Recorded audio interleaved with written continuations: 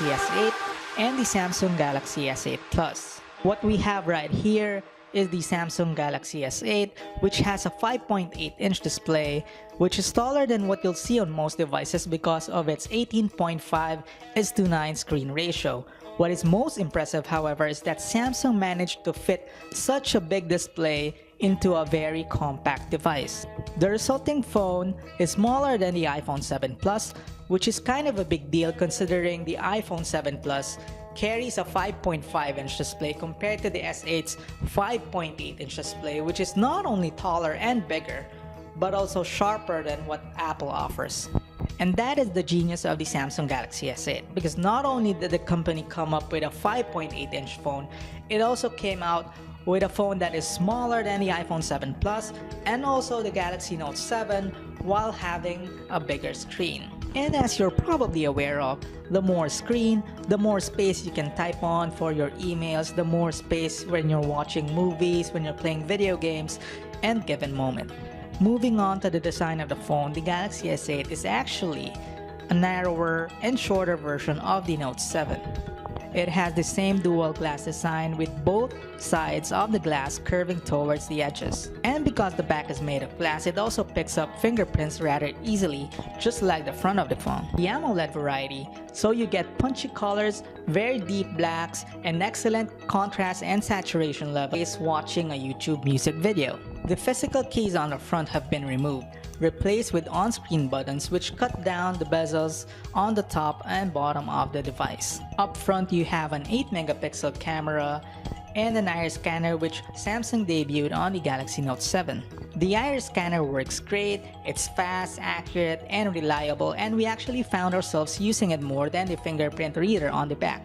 But if you're not a fan of either, you can always use your face because the Samsung Galaxy S8 has a face scanning feature to unlock the device. Now about the back-facing camera. On paper, it may seem like Samsung hasn't moved the needle much in the camera department. The sensor around the back is still at 12 megapixels like the S7's, which might surprise some given that most other OEMs seem to agree that two rear-facing cameras are actually better than one. The good news is the S8 retains the same dual pixel technology found in the S7, which means accurate and fast.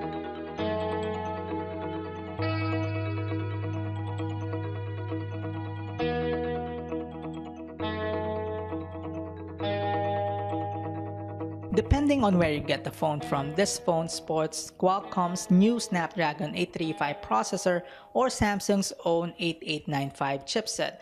Regardless, that chipset is paired with 4 gigs of RAM and 64 gigs of internal and expandable storage, which is double than what you get from last year's model. Neither the choice of processor or memory configuration should be an issue though. The 10nm process for the Exynos chipset promises greater efficiency, not to mention 4 gigs of RAM is plenty enough for multitasking. Trouble with whatever task we attempted with it. This phone is stupidly fast, faster than any Android phone we've tested, and it shows in the benchmark results. Our unit notched 165,365 points in Antutu benchmark, 6,162 points in our Geekbench multi-core testing. Battery is at 3,000 mAh on the S8 and it supports fast charging. Overall, it's tough to find fault with the S8.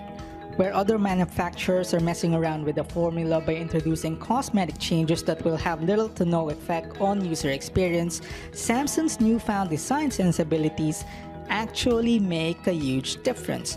That the S8 managed to pack a 5.8-inch screen, not to mention a lot of technology, into a mid-sized phone that's smaller than the Note 7, smaller than the iPhone 7 Plus, still blows us away. That said, if you're in the market for a new, big but not too big Android phone,